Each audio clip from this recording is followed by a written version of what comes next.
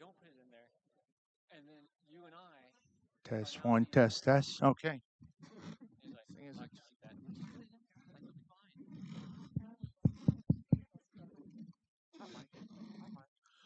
okay, before we get started, we did have a handout that we just wanted to make sure everybody had before they leave today. Has everybody got one? If not, we can. There'll be extras there in the back. Okay. So it's 10:02. Why don't we go ahead and get started? Don't make it for tall people. Well, good morning. My name is Victor Rocha. I'm the director of security here at Leisure World, and I just wanted to go over some laws regarding golf carts and low speed vehicles. These laws that are these are laws that we wanted to share with everybody. Also, we're very fortunate that after my very short presentation, we're going to have a question and answer period with our guests, Captain Mike Ezro and traffic investigator James Dowdell from the Seal Beach Police Department. So they'll be able to answer all your questions, and we'll go from there. Okay. Thank you for coming. Oops. Okay, we're here to just promote the safety and security throughout the Leisure World community. We just want to make sure that people are safe when operating their golf carts and LSVs. Okay, there's the California Vehicle Code. It states that all golf carts operated within Leisure World don't require a California registration if the cart complies with the following rules. And those are the following rules. Carries no more than 2 people, no less than 3 wheels. The cart weighs no more than 1,300 pounds and can't go more than 15 miles an hour. If it's not that, then it's this. Okay, if it doesn't meet those standards, so if it's a 4-seater, if it weighs over 1,300 pounds, it is now considered a vehicle. Okay, and you need to have a license to operate it. It needs to be the golf cart needs to be registered with the DMV and have license plates on it front and back. Got to have insurance for the vehicle, not homeowners insurance, but vehicle insurance for the vehicle. And just like a car, it needs all those headlamps, turn signals, everything you need there.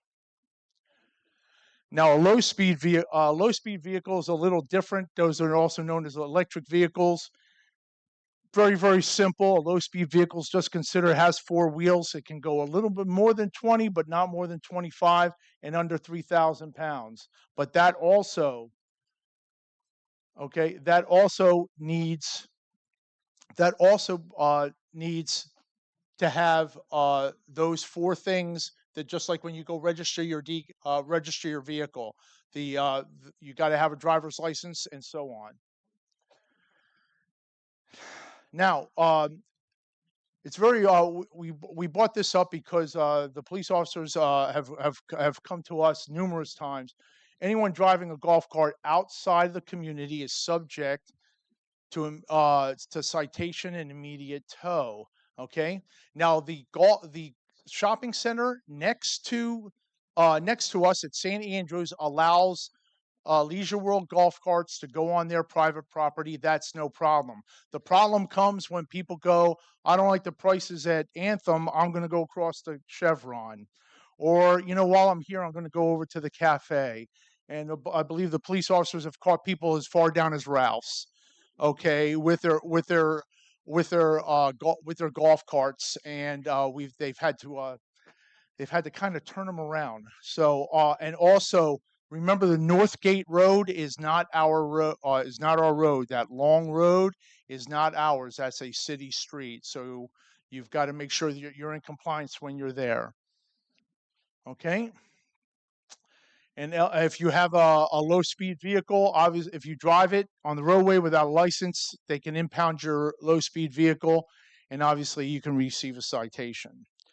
This is we wanted to pass along these types of things because, and we can hit those lights there. Oh,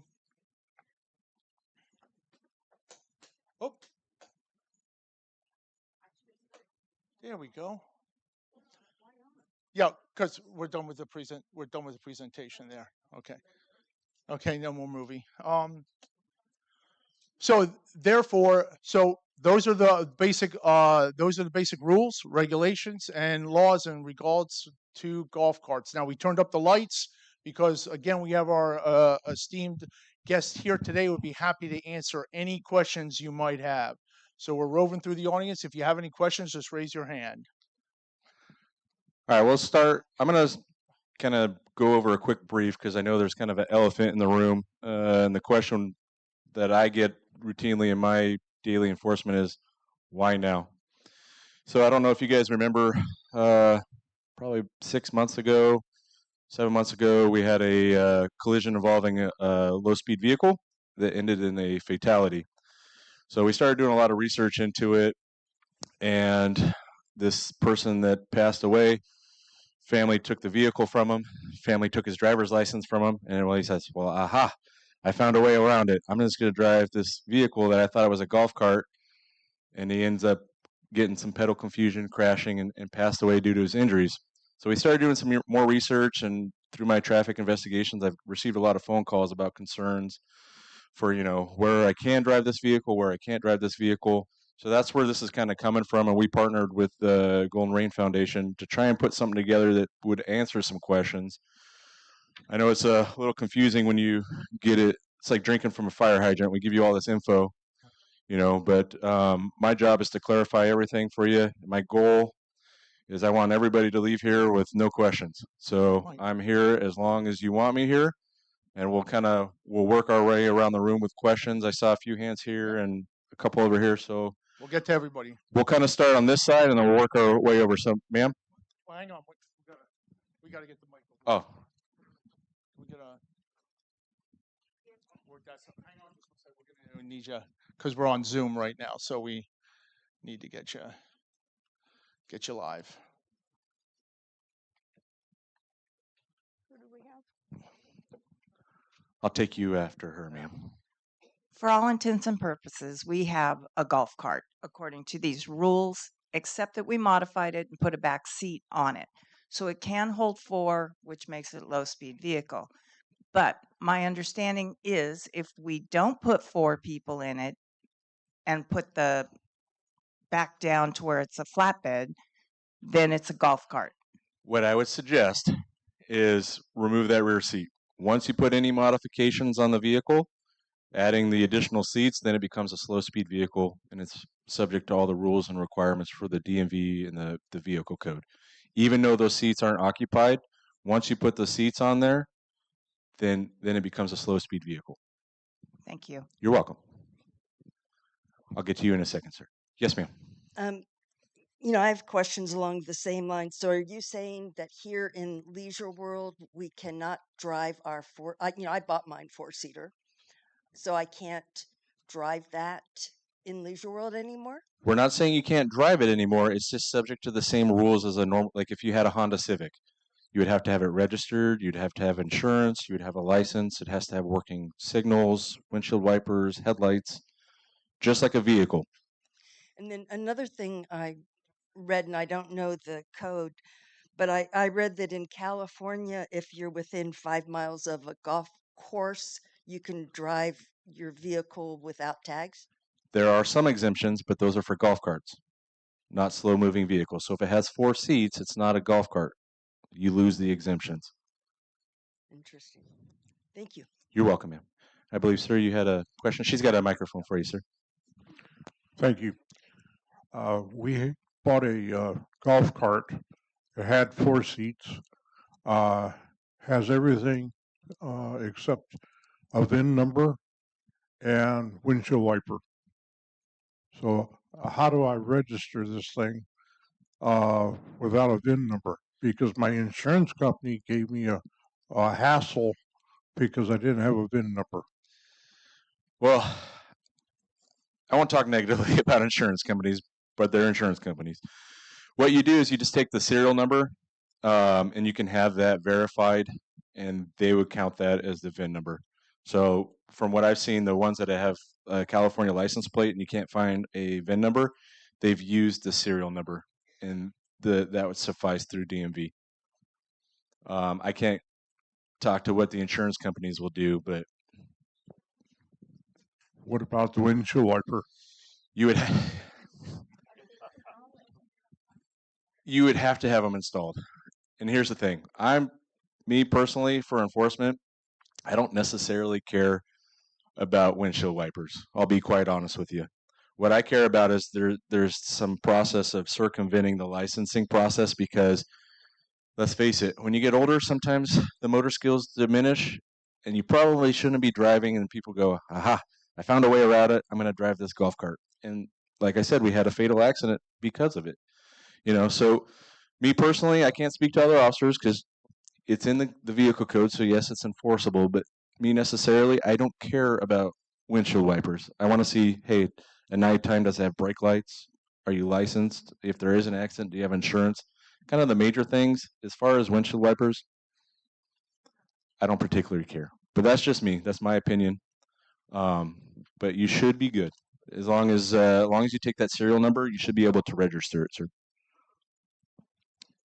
Yes, ma'am. Hi.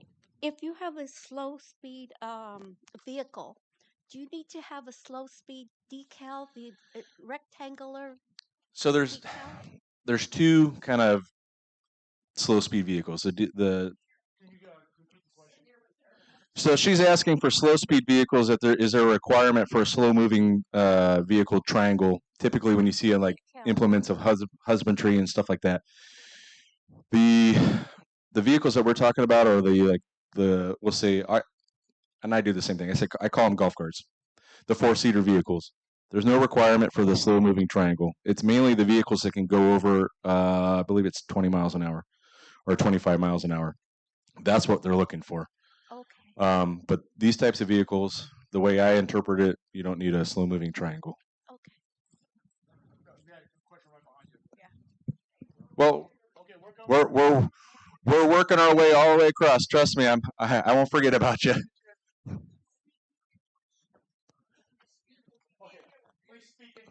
Oh, so the question was, do the slow moving vehicles or slow speed vehicles that we're talking about for Leisure World have a requirement for the slow moving triangle? I don't know if you guys have seen it, but there's a orange triangle that's reflectorized. Typically, that's used for implements of husbandry, like the bigger. The only way I can describe them is like the farm equipment that drives slow on the roadways. They have to have a triangle. Or have you seen like the city's backhoe that sometimes traverses down Seal Beach Boulevard? They have that slow moving triangle. That's what they're talking about. And I think you had a question. Don't worry. I promise I'll get to everybody. Yes, ma'am. I just wanted to ask, for those of us who do have a 4-seater golf cart, do we have any time to get our cart modified and the back seat taken out?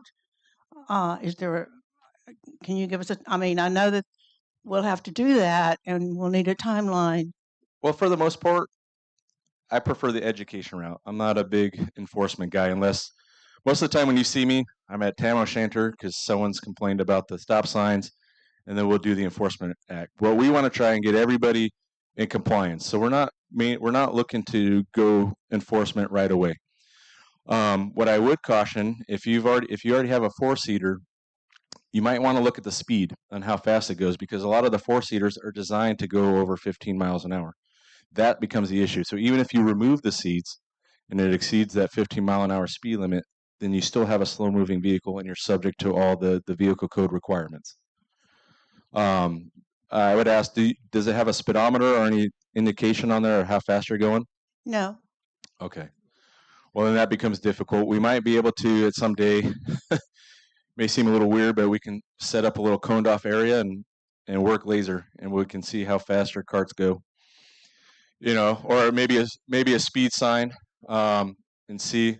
Now, I don't want you guys racing to see if you guys get up to 65, but there's some leeway. Like I said, we're not trying to go and start fanging people immediately. Like, we just want to make sure you're safe. And I really saw it, and I keep prefacing it with the fatal accident. I don't want to see you guys pass away from this. And some of these vehicles, go a lot faster than 15 miles an hour. And if this subject had a seatbelt, I'm pretty confident he would have survived. You know, so hopefully that answers some of your question. Thank you so much. In the back, ma'am. Yeah, I have a golf cart that was already got the back seat on it, and it doesn't have turn signals.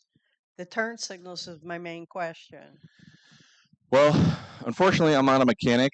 What I would suggest is maybe contact the manufacturer and say, hey, look, there's a need for turn signals. Is there some type of remedy that we could do?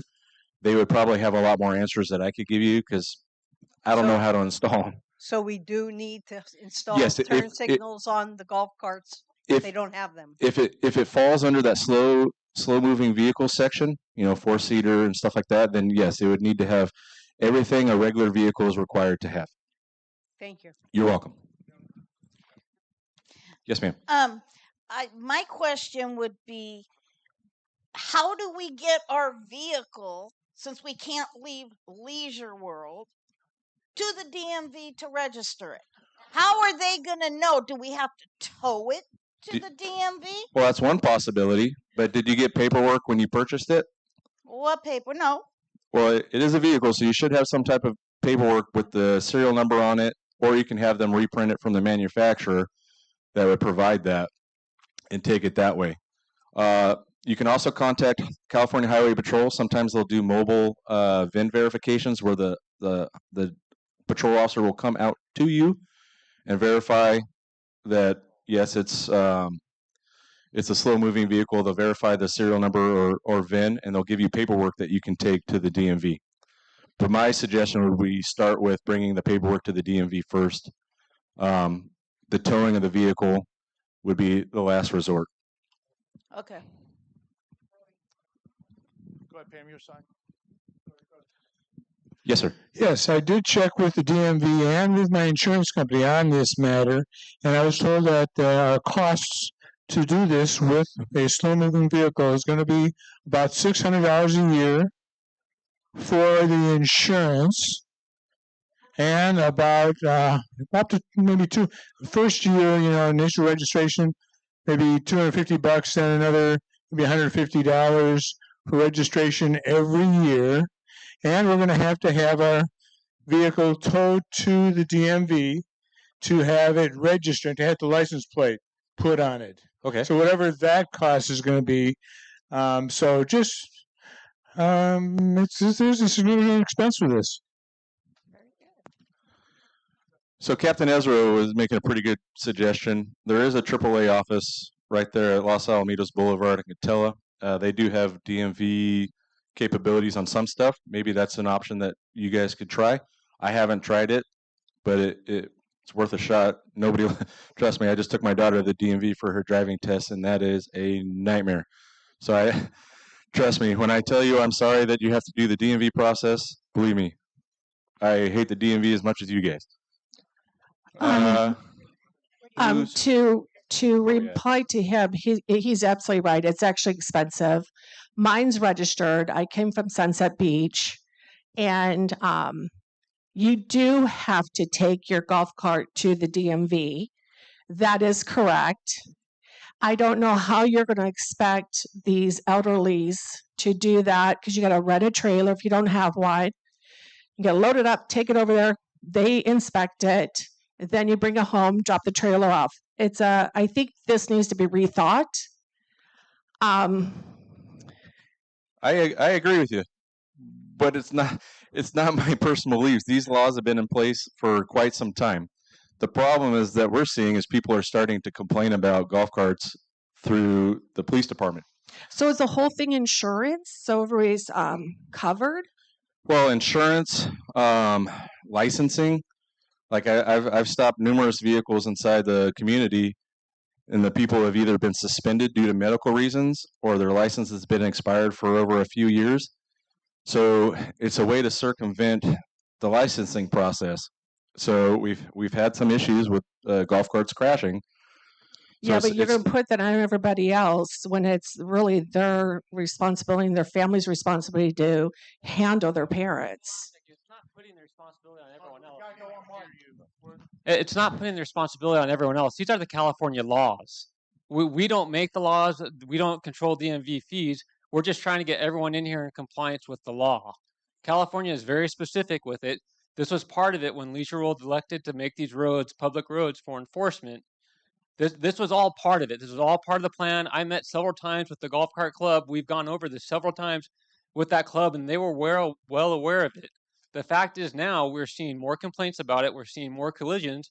And like Officer Dowdell said, we're seeing people try to circumvent driving a car, which is a car, without a driver's license with no insurance. Granted, it's on that person, that family. We're just trying to get everyone informed of what they need to do. If in fact you have a 4-seater that needs to be registered, maybe your best bet is to sell it and just go buy a actual golf cart, which would fall in. It would only sit 2 people. The speed wouldn't exceed 15 miles per hour. We're giving you ideas. Doing this for the 2-seater. Um, To me, it seems like this is becoming kind of a money grab for the city. There's no money from the city. Just so we're all clear, there's no money in this for the city. It's not like the city's selling golf carts. If the city sees no money from your DMV registration. All the city sees from DMV registrations is $2 per vehicle registration that comes back to the city to help improve traffic. So the city's not making a money grab. Any citations that we write, the city sees roughly 8 to 10% of that citation base fine. So if you're driving a car without a license, a base fine is $25. The city sees 8 to 10% of that $25. So by no means is any of this a money grab. We're just trying to get everyone in compliance. And I've got to be honest, I see people drive out of the gates, they drive through the parking lot, they look both ways, and they drive in the crosswalk to the Chevron station just to get a snack. I pull them over, they have no license, they have no insurance. They're like, what's the big deal? And to me, the big deal is when they get hit and they perish because they're going to get hit by a 4,500-pound car going 60 miles per hour, that's going to be the big deal. And then families are going to look back, well, what has the city done to do this? Hey, we educated them, we told them everything they're supposed to do. This is all 100% risk management for Leisure World, for the city, for the police department, and for all of you. If you're operating one of these out of compliance with everything that we're telling you, and you get in a collision, and the other people come after you for not being in compliance, that's you. So, I mean, we're just giving you options. We don't control DMV, we don't control your insurance, we don't control these laws. None of it's a money grab. It's just getting everyone to be in compliance with what the law actually it is. And it goes all the way back, like I said earlier, when you guys made these public roads for enforcement, what you asked for, this is what comes with it. This isn't the first time we've given this presentation. I've met several times with the golf cart club in the past over these type of things to make sure they were all in compliance. So we're just here to relay the message. We're not out there. You don't see any of our officers out there actively enforcing it, saying, hey, look, you have no windshield. Hey, you didn't have any turn signals. Hey, there's no brake lights. We're just trying to get the education point out there to everyone because it is very important. It's a huge safety concern. Okay. All right. Let me start with the fact that back when we first started bringing golf carts into Leisure World under this new regulation where we made our roads legal for you guys to come in here, we spent a ton of money to make our roads comply with the California Vehicle Code requirement. At that time, the law enforcement team from Seal Beach PD came in here and cited section 21115A of the California Vehicle Code. And it states, if a local authority finds the highway under its jurisdiction to be located adjacent to and provides access to a golf course, and between the golf course and the place where the golf carts are parked or stored within or bounded by real estate development offering golf facilities, and I could read on more, and it just goes on, but it says that no highway shall be designated a distance more than 1 mile from the golf course. Upon designation, and becomes effective to drive, lawful to drive golf carts upon the highway, according to the prescribed rules and regulations, and establish crossing zones and speed limits and other operating standards shall not require that golf carts conform to any requirements of this code with respect to registration, licensing, or equipment, except that if operated during darkness, the golf cart shall be subject to the provisions of 24 001.5 regarding equipment. The rules and regulations shall not be effective until appropriate signs giving thereon are posted along the highway affected. A real estate development offering golf facilities for the purpose of this section means an area of single-family or multifamily residences, the owners or occupants of which are eligible for membership in or use of one or more golf courses within the development by virtue of their ownership or occupancy of residential dwelling units in the development. The police department at the time came to us and said, if you're operating your golf cart, whether it's a 2-seater, 4-seater, or otherwise, within the community, within 1 mile of the golf course, none of those equipment requirements apply. And now you're telling us something totally different.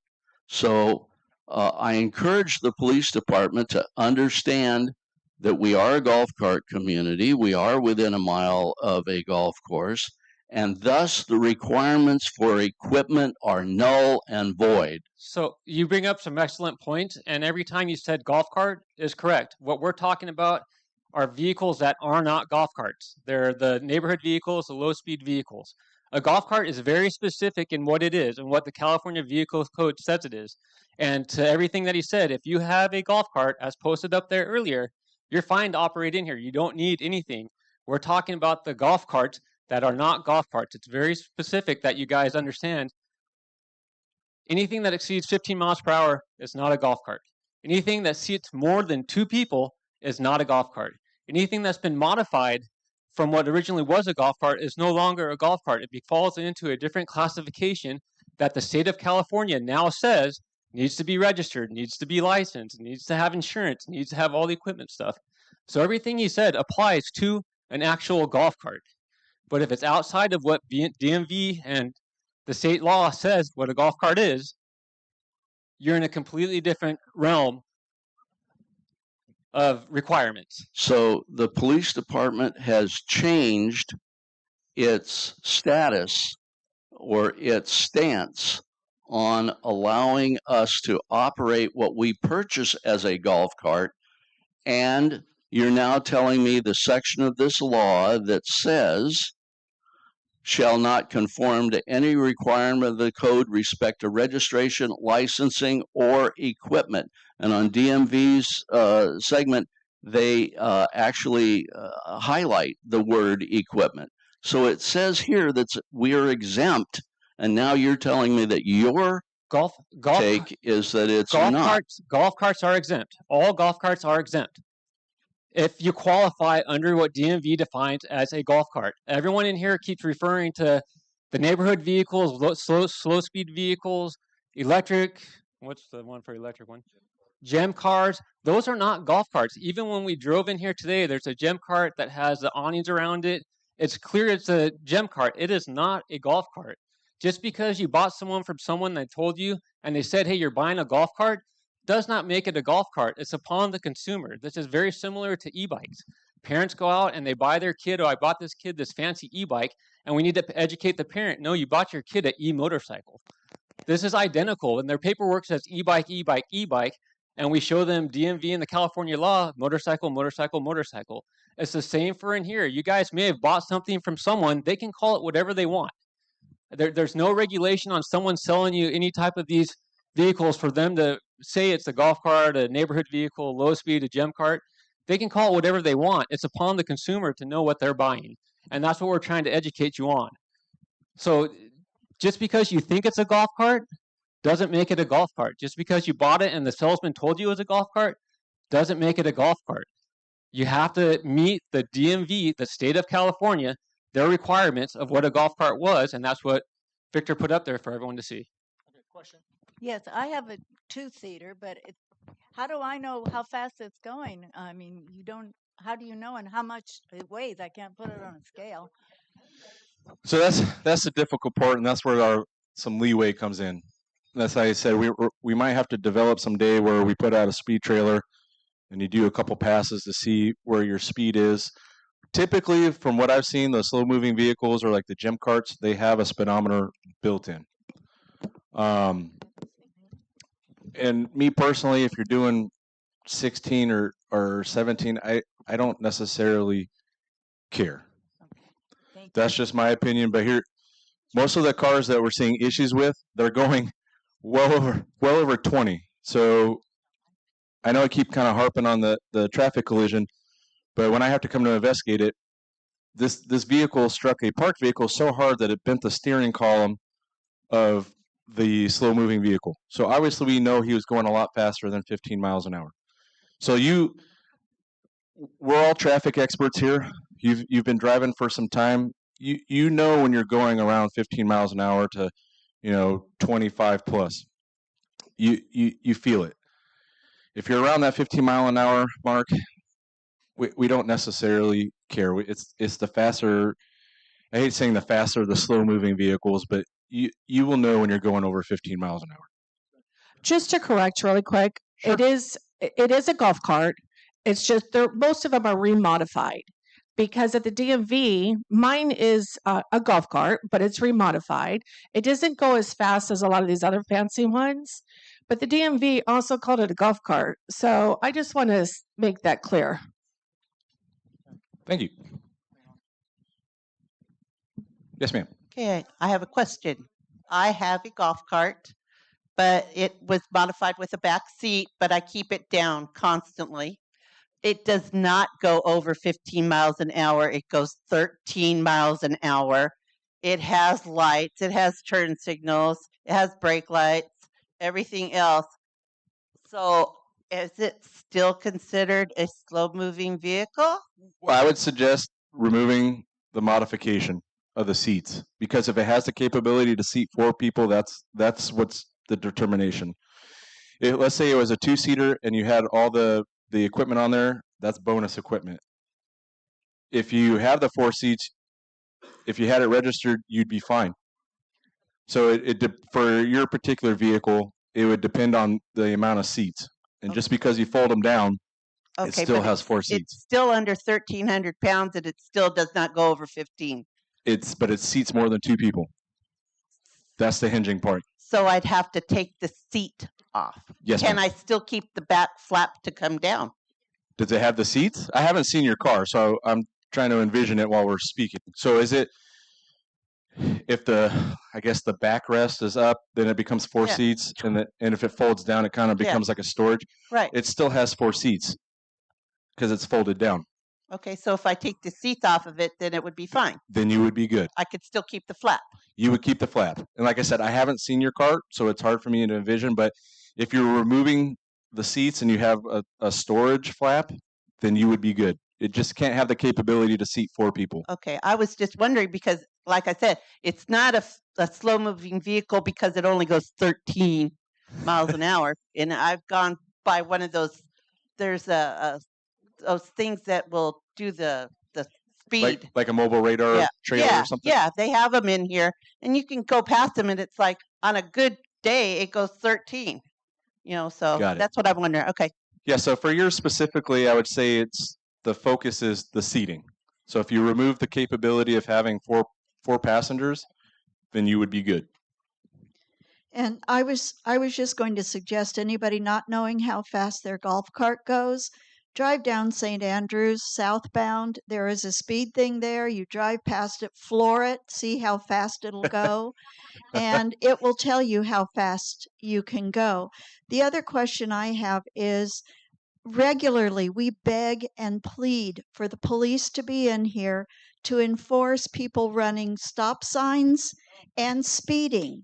Now, are you going to put half the effort into stopping them? That's the real safety issue, not my 13 mile per hour golf cart. It is. But are you going to enforce and put as much effort into enforcing that as you will be, now that we've been informed, singling out golf cart drivers and ticketing them or whatever you're going to do with them or hauling their golf cart away. I don't know. But to me, the real issue is the speeders and the people running stop signs. And that's the danger. That's a 4,500-pound vehicle heading towards a person or a golf cart. And I just want to make sure that you're going to put maximum effort into that and minimum effort into this sort of citation. So to answer your question, yes. If there's an issue, you get to, since I'm the traffic investigator, I do most of the enforcement in here. Here's the issue that I run into. I'll get several weeks or months worth of phone calls about, hey, we need you to go enforce problem X in Leisure World. So I go out and enforce problem X, and I get weeks and months of phone calls of complaining of, why are you in our community? Why are you enforcing? So what I've been trying to do is more of the educational aspect of enforcement. I'll give you an example. I've got several complaints about speeding vehicles. I've set up in numerous areas throughout the community, work with my laser that's calibrated. I have not caught one speeder. So sometimes the vehicles do look like they're hauling some booty, but they're close to the speed limit. So my threshold is 15 miles an hour over. That way when I go to court, I can argue, like, no, Your Honor, there's no way to say that 15 miles an hour is an accident, right? And to this day, I've not found someone going over 15 miles an hour. Now, stop signs, that's a completely separate issue. I can sit and probably write 20 or 30 a day, which I agree with. And if you guys are saying, hey, come enforce it, okay. But the problem is, then I start getting months worth of complaints of, why are you in our community? Why are you enforcing this so much? So it's kind of a double-edged sword.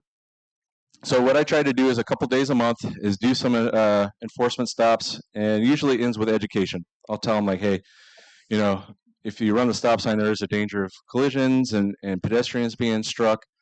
And the other aspect that I don't like doing is, if I had to give a percentage, probably 30% of the people I contact for running stop signs and other vehicle code violations with the community, their license is suspended for medical reasons, or they don't have a license due to expiration and stuff like that. Now I'm required to either make an arrest or impound the vehicle.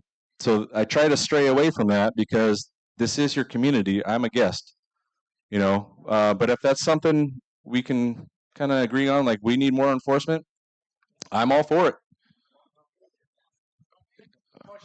Hold on. Before we go to that next question, you brought some good things. We're not going to come in here and target and single out golf carts. We're just trying to get everyone educated so they're within compliance of it.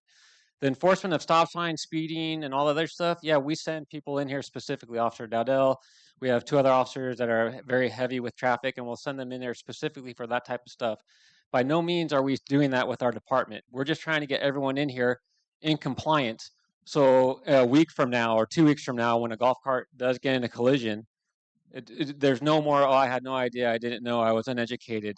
And we're working with Leisure World and the Golden Range Foundation, so everyone's on the same page, so people understand now, hey, what I have is not a golf cart, it's an electric neighborhood vehicle, it should have been registered, it should have been all this.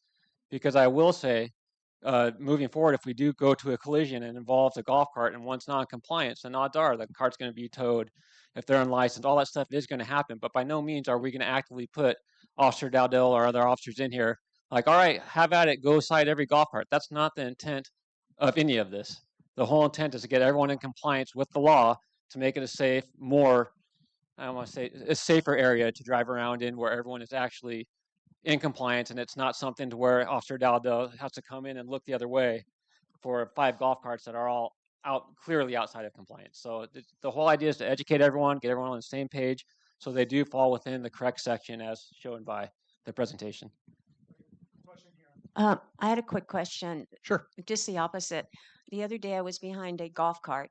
I understand they don't have to be licensed or anything, but she was going 3 miles an hour in the street, and she wouldn't move over, or, she was just going 3 miles an hour. And that seems dangerous to me. Shouldn't she be on the sidewalk, or? Well, that's another conversation that will last a couple hours. No. So I would give the scenario of, let's say we have a Honda Civic and that person's driving slow. Would you want that Honda Civic driving on the sidewalk? So no. Now, if it's a true golf cart within the community, it's a speed limit, not necessarily a speed maximum. Now, shame on them for not kind of yielding and blocking the traffic, but maybe that person, that's their comfortable speed of being safe. So, like I said, that's kind of a double-edged sword because there are some vehicle codes for impeding traffic, but it's also your community, and I want people to be mobile as much as possible. I hope that kind of covered that. Okay. Well, you got one back there. And then Thank you. 2 points. I'm a little bit confused. When I purchased my what turns out to be a low, whatever this is, a low speed vehicle, and understood it to be a golf cart, I contacted my insurance company and said that I had purchased the vehicle. What kind of coverage did I need to have for this? Whatever. I described the vehicle, which is a 4-seater. It's got the flip down. It's been modified. And with the wind at my back, I might be able to get 18 miles an hour if I'm going downhill with the wind at my back. Okay. Yes, ma'am.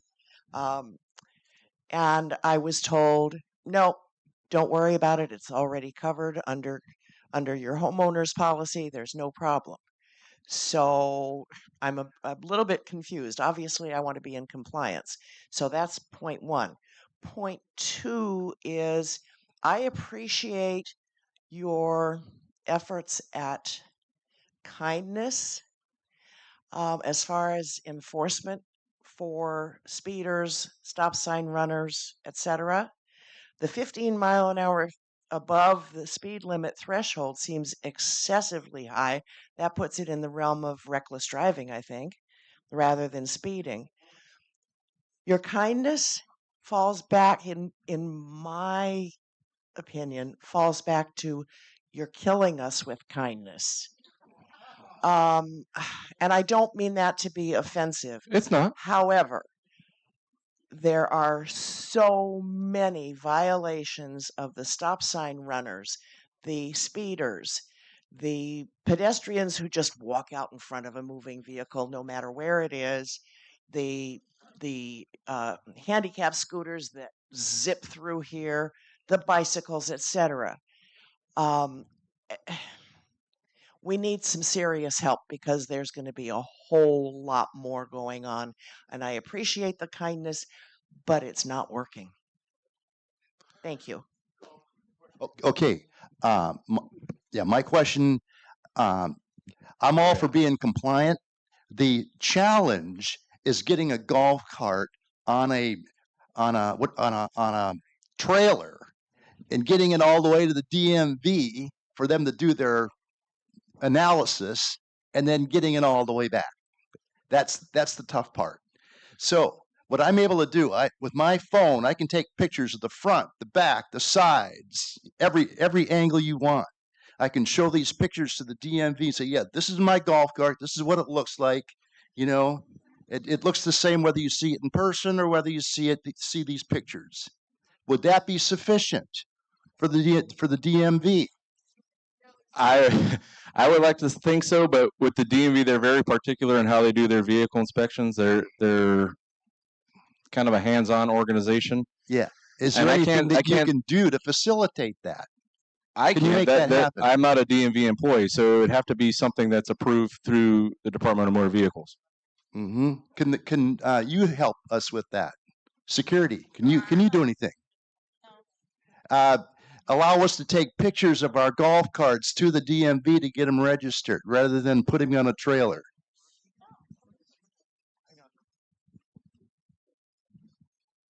As the officer said, it is up to the DMV what they'll accept and what they won't accept.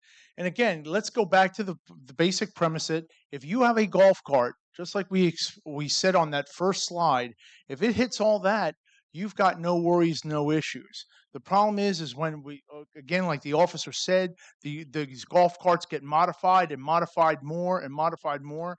and they become mini SUVs flying around. And also, being the bad guy, I get emails every day. What are you going to do about this, and this? And then once we go, okay, you know what?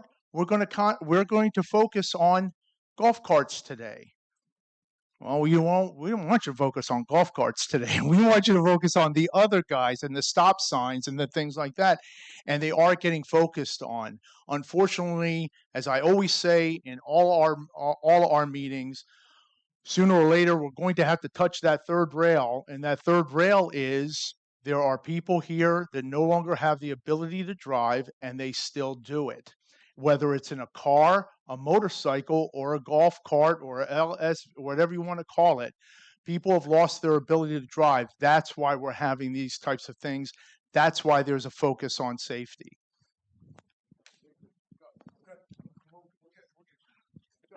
Can I hit right here? When I lived in Old Town, you could take your golf cart across Pacific Coast. When I lived in Old Town, you could take your golf cart across PCH from the hill or to Old Town. My vehicle is a slow-moving vehicle. It is compliant with everything except the DMV. If mine is compliant with the DMV, can I go across at this signal at Seal Beach Boulevard and Westminster to get on the other side? No. So well, how come they do it in Old Town? Oh, come on. So here's the thing. There is nothing in place with the city of Seal Beach saying you can cross PCH, Westminster, Seal Beach Boulevard. I think most of the time they're trying to be compassionate and allow you to just kind of quickly cross PCH at the 90-degree mark so you can get to where you're going. But as it stands, and before I came in here, I did some research to make sure I knew what I was talking about. There's nothing that allows a vehicle to cross PCH or any of those major roadways. So when are you going to tell the people on the hill? We do. Okay. You can look at the call logs, and there's probably a few of them each week that they're stopping golf carts and still enforcing it. And there's a lot more enforcement like in the hill and Old Town rather than here. You can take a bicycle, you can take a mobility scooter across the crosswalk, but you can't take a little golf cart. Well, the problem is the little golf cart goes a lot faster than a mobility scooter. Well, no, Carol Damases goes as fast as my golf cart. Well, then the unfortunate thing is we have to get together and change the legislation. Okay. You know, so spread the word. If there's some issues you're having with the vehicle code, maybe it's time to have the legislators take a look at that and revamp the vehicle code. Yes. So I do have an LSV. It has all the bells and whistles required. I have insurance, and I have a valid driver's license. Now, a policeman is behind me, and he sees this fellow doesn't have license plates. Is he going to pull me over and ask me about that? Do you have license plates? Is that the question? I have no California license plates. I have insurance and I have a license. So no plates. Were you able to get it registered through the DMV? I never tried. Never tried. I have insurance, and they asked me about the VIN, and I have all that. Okay. But I was never told I had to go to the DMV. Okay. So to answer your question kind of quickly, the short answer is yes. That officer, if they're seeing that it's a low-speed vehicle, they can stop you to see if it's registered and confirm that it's registered and insured and check your license status. So the short answer would be yes. If there's an officer behind you, they can. So I have a question, but to answer the gentleman in the blue, I tried doing the picture thing with DMV when I got mine registered, and they said, no, absolutely not. You have to bring it in. I would maybe suggest the golf cart club president or security maybe can work with the DMV, have someone come here so you guys don't have to drag it to the DMV. They can give you a slip. Then you take that to the DMV. Maybe something like that can be worked out. Absolutely. I think that's probably a pretty good idea, maybe a 1 or 2 day event. So That way more people will do it. So I'll give you my experience. When I had to register like an out-of-state vehicle, it had to be VIN verified and stuff like that. So the highway patrol did it for me. Once you have the paperwork stating that it's VIN verified, you can turn it in, because just like, let's say I impound a vehicle on the streets, a lot of times people can go to us with their paperwork and get it removed from impound, and they can go to the DMV with paperwork and get the registration taken care of. I think the issue is that this vehicle has never been registered in the state, so they have to put eyes on it. So I think that's a pretty good idea of maybe getting a DMV representative to come out to the community, set up like a 1 or 2 day event, and that might be good. Yes, sir. So what I hear you saying from an enforcement standpoint, if I had a low-speed vehicle and I removed the back seat, cushions and so on, so it was in the back seat, and there was simply a switch that went from 15-mile-an-hour maximum to 20-some-mile-an-hour maximum, remove that switch, left it in the 15-mile, and you saw a vehicle like that, or a golf cart basically then, like that, going less than 15 miles an hour without a rear seat, you would not likely to be going into an enforcement situation. No, you wouldn't, but with the condition that if somebody hit my vehicle and you were called because of that, and my vehicle was identified as capable of going more than 15 miles an hour, even though it couldn't, the way it had been modified, I could still be impounded and so on and so forth. Well, I think that's kind of two separate issues, because you were discussing like, hey, if I remove the capability or the modification to exceed 15 miles an hour. So if you didn't have the capability, and this is when I would do vehicle inspections and stuff on serious traffic collisions, if that vehicle doesn't have the capability, then it would be a non-issue. Now, if we took a look at it and there's some type of switch to allow you to go over 15 miles an hour, then there might be an issue. Then you would have to take a look at, like, was it operated in the 15 mile an hour capability? Right. But going off of what you said, if you're removing the seats and you're removing the capability of going over 15 miles an hour, I would say that you're good to call it a golf cart. And removing the seats means the cushions come off, but there's that fold down deck, so you could haul stuff with it. Is that?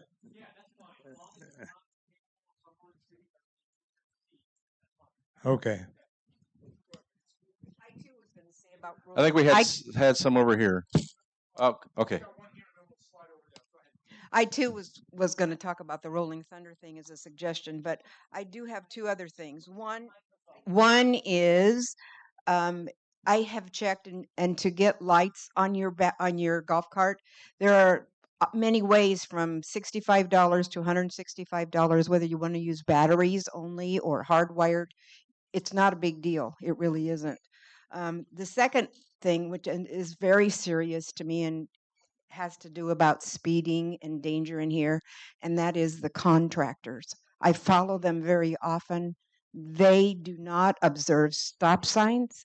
They don't go the speed limit. It's a dangerous situation. And when I looked at violations, I watch them on the reports. I have seen none issued to contractors for speeding in here. Is that correct, Victor? Well, I can speak to contractors being cited, because when I'm doing enforcement days in here, not only am I enforcing the stop signs and, for lack of better terms, the common vehicle code violations, such as like yielding pedestrians, but since I'm commercial enforcement certified, I'm also inspecting their vehicles and making sure they're in compliance with some of the commercial laws. So on the days that I'm in here doing enforcement, believe me, contractors are being stopped, because like I tell other partners, if you take a look at this truck and you go, ugh, I don't want that driving next to my family, you probably should stop him and take a look and see what's going on with that truck. So I do, and that's kind of the thing with enforcement. I call it the halo effect. So you go out and do enforcement, everybody's on their best behavior for a few weeks to a month, and then it goes back to where it's at. So we will start ramping up some enforcement, but then on the flip side, I can already tell you my voice box will be full of why are you doing enforcement? This is our community. So like I said, I'm trying to find that fine line. And if you guys have ideas, I am more than willing to hear them because, like I said, I am a guest in your community. I want to make it safe, but I also don't want to kind of impede on your community events and your day-to-day stuff. I got. Would you like me to try? Did the right thing, I guess. Hi, my name is Elsa. My concern is also with the people that brought up the traffic with the cars exceeding 20 miles an hour. I was rear-ended and I was parked right off of Northwood and where you turn in to go to the gardens, right there. Okay. The guy, 30 miles an hour, just didn't even yield. And he ended up on the sidewalk and rear-ended me. And he pushed my golf cart like 6 feet ahead.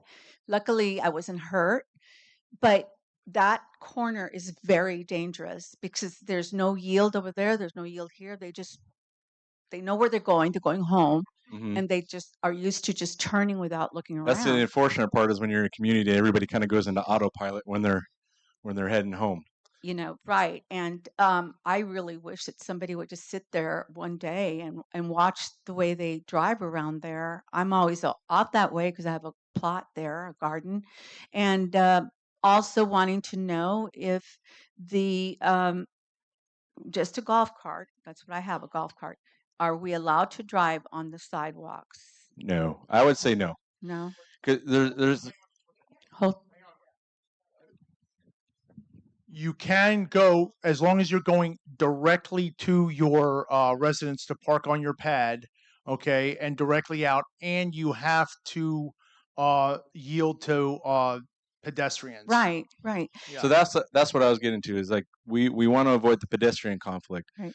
Well, our place is way along the cinder block down north, so our trash, taking out the trash, I take it out and I have to be on the sidewalk and then drop off the trash, come back. And then like when we unload from Costco, because our parking is far, we use it. So we're going to have. That's if I could. For Hello? some reason, everybody thinks the police are going to be low crawling through the community and like waiting for everybody. And oh, we got one. It's not like that. We want to keep everybody safe. Everybody wants to be safe. The major pushback that I've gotten all week, because I've gotten dozens of emails, are not about anything to do with the golf cart equipment or anything like that. It's the fact that people don't have a driver's license and they don't have the ability to get one anymore. Okay. That's their major pushback. And if we can get people who can get licensed, because we know people here that don't have driver's licenses that keep on driving. Okay, and those are the people we're trying to get to. Okay, so when I'm going to pass this on to you in a moment. Okay, so when someone goes to register their car and show their insurance over in Clubhouse 6 out that way, if they find that they don't have a driver's license, if they find that their license is expired, what is done then? Can't Nothing. they stop They it don't. then? We say we can't give you a decal. Oh, decal. We can't give you a decal or the RFID. We can't give you that. And they go, no problem. They go out, jump in their car, and they drive away. Oh, okay. So there's no law enforcement towards that at all. Okay, thank you. Okay. Yeah, mine is mostly for Leisure World. I wonder, the people that got carts and registered before you turned it over to Seal Beach, they now have to do an expense to do that. And it's like, secondary circumstances that you're putting on them. Do you know what I mean? Am I okay? Everybody who has a golf cart in here, whatever kind it is, has to get a number from Leisure World, right? So you've approved them using that and now you're changing the rules, and they got to spend a lot of money. The money you spend on the golf cart is yours. If you're worried about us charging through for a decal for your golf cart or something like that, we're not going to charge you for that. Okay, there's going to be no charge on that unless you have more than one golf cart. Okay. That wasn't the question.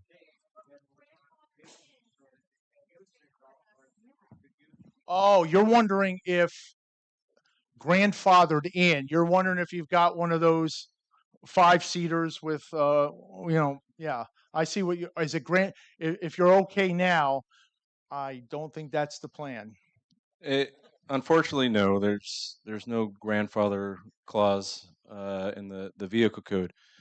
And like my captain was saying, we're not necessarily going out just to do golf cart enforcement. What happens is, especially because I work Tuesday through Friday, if there's a collision and it's involving a slow speed vehicle, I have to document it. So what happens is now the other insurance company has all the information and they're going to go, nope, you're liable for this, this, this, and this. So we're trying to give you some protections as how to cover yourself. There's not necessarily going to be a ramp up of enforcement.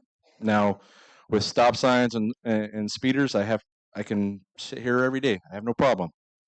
But to touch on your point, I think the vehicle code there's no coverage like, oh, if you've already had this vehicle, you're considered in. Hopefully that covered it for you. Yes, ma'am. 2 questions. If you don't have a pad, is it permissible to park the golf cart on the street? Like, Yes, as long as you have okay, I'll give it right back. I promise. Yeah, if you have a golf cart, you can park in a regularly valid parking space. Okay, if you have a golf cart. and then I was just curious, the accidents that you've been referring to, are these occurring within Leisure World or people driving outside the community? I would say 99% of them occur within the community. There have been a few outside the Leisure World walls, but for the most part, it's within the community. Yes, So, sir. on the issue of speed enforcement, we have 3 radar speed signs within Leisure World. Okay. And one of them, and we get data from thousands and thousands of cars for months and months and months. I actually look at that data. The speed sign going south on St. Andrews, 50% of the cars exceed the speed limit. So if you sit out there, every other car will be exceeding the speed limit. You should be able to Does it find plenty of provide you cars. the data on what their actual speed is? Yes, it gives you a range. So Do you know maybe what like the 85th percentile would be? well, The reason I'm asking let's is not talk about 85th. It's a 25-mile-an-hour zone within a community. Period. Right? It doesn't matter whether people are going faster and change the speed limit. This is a community, and the state says it's 25 miles per hour. Right? We have speed signs at the gates saying it's 25 miles an hour when you pass the speed sign. Yes, So, but the law does touch on the 85th percentile. So for enforcement wise, on my end of it, let's say we can say, oh, we stopped him for 30. The judge is probably going to look at it and dismiss the ticket before it even goes to court. So that's why I was being condescending. I was asking, do you know what the 85th percentile is, so that I can take a look and maybe see where that problem lies Okay. and what time. I think that's the wrong attitude. I think 25 miles an hour is the speed limit, and we need to enforce it. Now, we're putting in speed bumps in that location for that purpose. So hopefully that will help. But I just want to let you know we do have data, and there are speeders. Okay. Question back here. Yeah, my question is for Victor actually. Are you going to actually work on getting DMV in here? Getting DMV in here?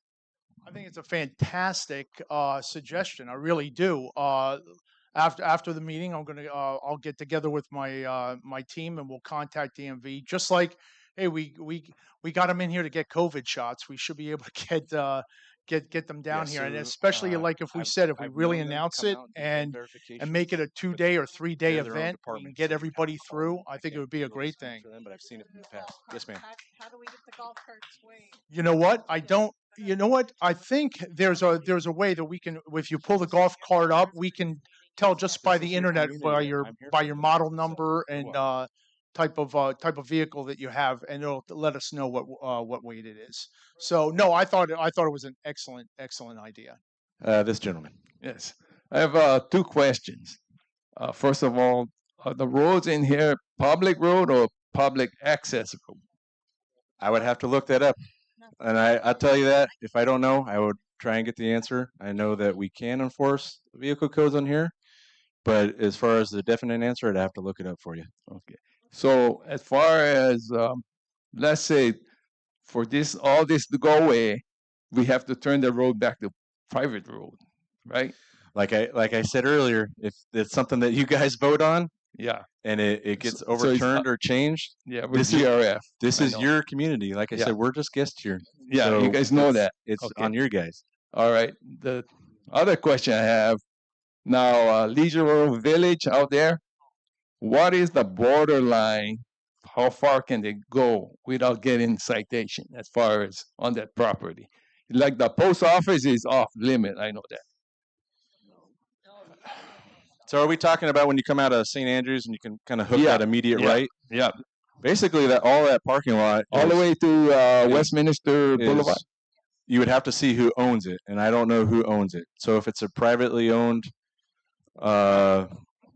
But the parking post lot- office basically is what, federal property, right? I'll give it right back to you. Hang on. Yeah, just again, we worked out a deal. Our neighbors, our shopping neighbors to the over there have been are very helpful, and they said you can drive your golf carts there. However, is again they only own that. They don't own where the post office and where the post office Uh-huh, is. right. And, So basically, the dollar store Yeah. that's the end of the line. yeah, you basically. betcha. You hit Westminster. No Okay, mas. that's good. That's good because people got to know where's the borderline at.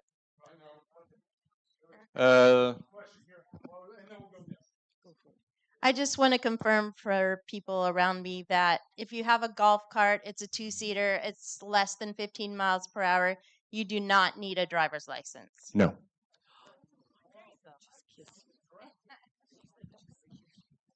She was asking if you needed a driver's license for a golf cart, and no. Yeah, question. If it's a two-seater and it goes. Yes, sir. This question, excuse me, this question is probably aimed at Victor. Yesterday, I had a shareholder call me up and ask me if they could park their golf cart on truss streets rather than having a golf cart pad installed. I told them yes, and I also told them that the 72-hour rule applies. Was I right? Correct. Okay, I'm done.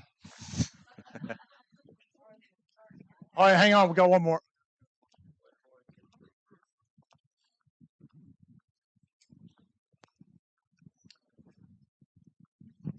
Two things. You can only park on Trust Street if you have decals on your golf cart. Okay. Laguna Woods tried to get the DMV to come in, but what they found is right across the street from Laguna Woods is a AAA place. AAA came in and did it. So if you don't get anything from the DMV, check the AAA. They'll do it. Thank you for that info. And I just want to support my fellow shareholder over here about your enforcement. If you come across a driver who does not have a driver's license, driving a car, does not have a driver's license, yes, we would like you to cite them and impound the car because we can't do it. We can't stop unlicensed drivers from driving. And so if your threshold on speeding is 15 miles over, I guess we have to accept that, but there shouldn't be any leeway on if somebody is unlicensed and incapable of driving. Yes, they should be cited and that vehicle should be towed away, because that may be the only way we ever solve this problem. I 100% agree. But like I was kind of speaking to earlier, I keep repeating myself. This is your community, and I am a guest. But here's the issue that I see with suspended licenses and driving without a license. It's an arrestable offense, and what I want to stray away from is having to put people into handcuffs and taking them down and fingerprints. So with driving without a license, there's some leeway where we can cut a citation. But the problem is if they are suspended for medical reasons, it's an arrest. So, and that's what I want to avoid. But I have no problem doing the enforcement part for you guys. Like I said, this is your community. Go ahead. The only problem with that is how do you know whether that person has a license or not? They don't have to legally show you their license, even if they don't have one. For driver's license is for what like- she's talking about. Like a vehicle, like if they get stopped. No. I'm talking about one of the shareholders going to another shareholder and saying, "Hey, let me see your driver's license." I've been through this with our attorney. You cannot do that. I cannot go to somebody and say, "Let me see your license." No, Right, that's why they don't have to show you the That license. is correct. So, but when you get into enforcement, if you're stopped by the police, then yes, you do have to show your license. Yes, sir. Well, okay. Again, is that all the questions? When does this go into effect? Seth, grab a mic. This has already been in effect for years. These rules have been in effect. We're, like I said, out here to educate, to get everyone in compliance, because we're noticing more and more golf carts that aren't golf carts, people operating them that should have license that don't have license because it's been taken away for medical reasons or suspended by DMV for poor driving habits. We're seeing more activity outside of Leisure World with Leisure World residents in carts that shouldn't be outside or carts that are allowed to be outside but aren't in compliance. It's just more and more, we're seeing more and more of it. So we're trying to get ahead of it per se to inform everyone and get everyone educated. So, sorry to cut you off. That's okay. So, like I said, we're a team here, and I can't harp on this enough. We are your guest. So what I'm going to do is I have a stack of some of my business cards with my email. If you guys have a concern about a problem area or whatever you want to do, go ahead and email me, and I can check it from my phone. I'll try and get back to you as soon as possible and try and get you the best result. So a lot of times when I get some type of traffic complaint, I kind of write up a mini report of my observations, the stops, violations, and then I send it to the captains, and then I send it to the person that lobbied the complaint. So that way we all are on the same page, whether it's a good result or a bad result. So that way it's addressed. So like I said, if you do have anything, take a business card. I don't know if I have enough for everybody. Share them or take a photo with your cell phone to have my email, and I can try and help you the best I can. And I think, yes. I'd just like to remind everybody to use the buses in case it's terrifying to lose our license and not be able to able to get around. So use the buses. They can take anybody and we can go everywhere. But some of us are pretty stubborn. But I would like to also say about that accident where that man died, it was because he had a medical occasion that caused him to run into the back end of the car, as I have heard it. So we can't watch that. Well, I'll put that to rest. Without getting into too much of the investigation, because it's still ongoing, I can pretty much safely say at the time it wasn't a medical emergency because he was talking to me after the collision, and he ultimately died due to his injuries. And even talking to family, that was his way of circumventing the licensing process. So they've taken his car, they've taken his keys. In fact, they sold his car. So we can't avoid medical emergencies. I get it. I could be driving down the street and the lights go out and I happen to be driving. Well, that's going to be a crash. And God forbid that happens. But from what I see, the majority isn't medical emergencies. It's just sometimes you got to know when it's time to hang them up, and we've kind of talked about that in the the elderly driving program that we've done in the past, and we'll probably see that coming back out again. Yes. I have one last question. I believe some time ago we had a rule that if somebody went into the culvert, for example, or they, had issues like that where they were interior, where we know what's going on, that they were going to be required to go to the DMV and get tested to see if they could pass. Is that happening? So that I think what you're touching on is the DMV re-exam form. So for that form, it's you have priority re-exam and then a standard re-exam, and it's based on the officer's opinion. So let's say I see some type of unsafe driving habit that I think warrants a trip to the DMV. Then we fill out the form, we give them a copy, and then they have to get an appointment with the DMV. And most of the collisions where they go into the covert, they're given a DMV re-exam. There's been a few where it just happened. There was a traffic collision, and that's where they ended up. So to kind of touch on that, yes, we do that, but it's on a case by case, issue. Yeah. And the problem is too, we get hung up on the license, the license, the license. If they can't get a license, they still drive. That's our problem.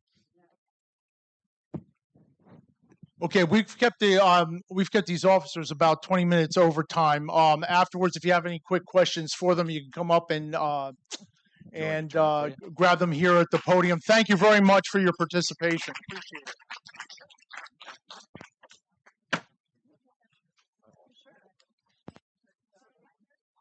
There you go. Excellent. Oops. Sure. Could you do traffic enforcement between like 7:30 a.m. and 9 a.m. and then like 3 p.m. and 4:30 So p.m.? what I'll Because do, that's when we the can contractors certainly try. are coming in. So this is what happens, right? So we have the Leisure World community.